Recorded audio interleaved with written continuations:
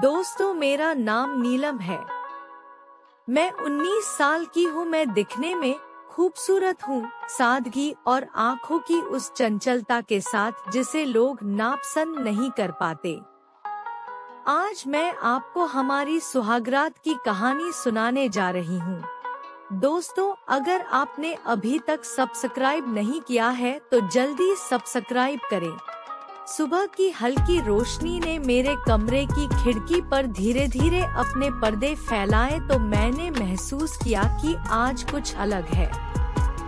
दिल कुछ तेजी से धड़क रहा था, पर वही डर नहीं जो किसी अनजानी चीज से आता है।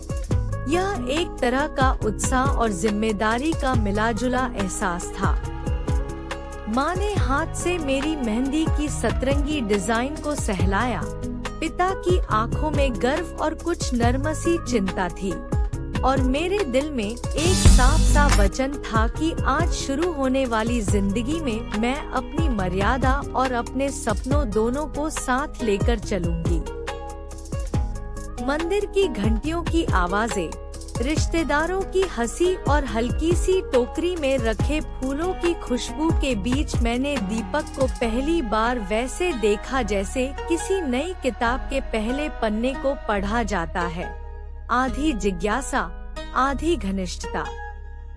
उसने मेरी आंखों में देखा और एक छोटा सा फूल मेरी हथेली में रख दिया।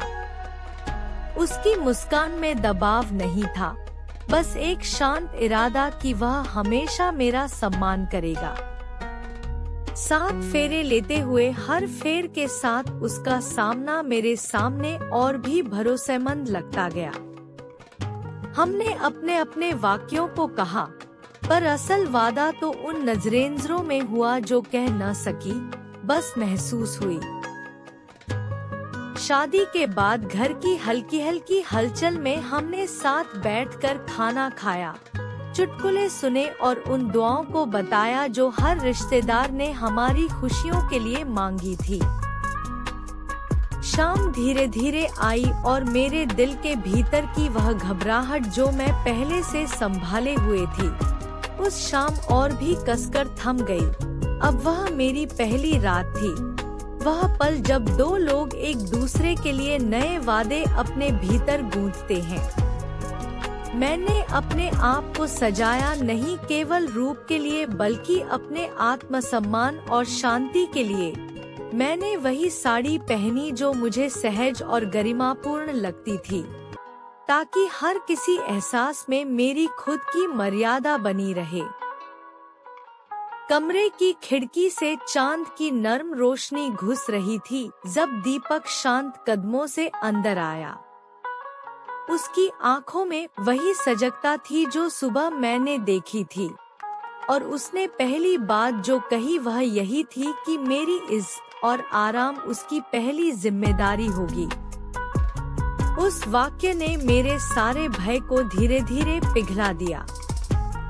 उसने मेरा हाथ थाम कर मुझे दीवार के पास रखी कुर्सी पर बैठा लिया और हम दोनों बस चुपचाप एक दूसरे की आंखों में बैठ गए। हमारी बातें छोटी छोटी रहीं, बचपन की यादें, शादी की तैयारियों की नर्मसी आलोचना और उन सपनों की सादी सूची जो अब दोनों के बीच बांटी जाएंगी।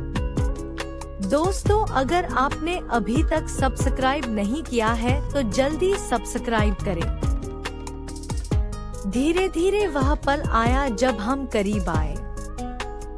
उसने मुझसे पूछा कि क्या मैं किसी भी प्रकार असहज महसूस करूं तो उसे बता दूंगी। मैंने मुस्कुराकर कहा कि मुझे उसका साथ चाहिए और हम धीरे धीरे आगे बढ़ेंगे। उसकी उंगलियां मेरे हाथ में हल्की गर्माहट छोड़ती हुई, और उस गर्माहट में ऐसी सुरक्षा थी जिसे शब्दों में बयान करना कठिन था। उसने मेरा चेहरा उठाया, उसकी नजरों में कोमलता थी और उसके इरादे में साफियत। मैंने अपनी आंखें बंद कर ली ताकि वह पल भीतर तक समा जाए। उसने मेरे होंठों को पहले कोमल और सम्मानपूर्वक छुआ। वह पहला चुंबन किसी जोर या जल्दी का संकेत नहीं था, बल्कि एक परिभाषा थी हमारी सहमति का, हमारी समझ का और हमारे आपसी सम्मान का।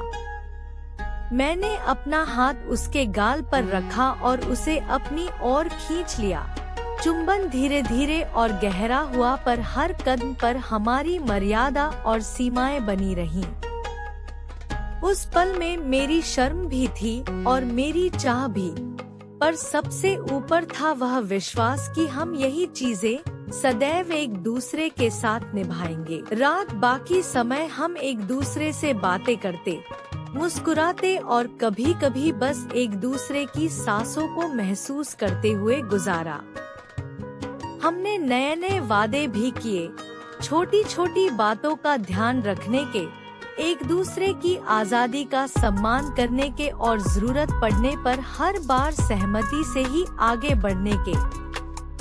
सुबह की पहली किरण जब कमरे में आई तो हम हाथ थामे सो रहे थे और उस नींद में भी कोई अनिश्चय नहीं था, बल्कि एक नई शुरुआत की शांति थी। उस रात ने मुझे सिखाया कि निकटता में असली खूबसूरती तब है जब दोनों की सहमति, इज्जत और संवेदनशीलता साथ हो। दोस्तों, आपको मेरी यह स्टोरी कैसी लगी कमेंट्स में जरूर बताएं। साथ ही लाइक, शेयर, सब्सक्राइब करना ना भूले। धन्यवाद।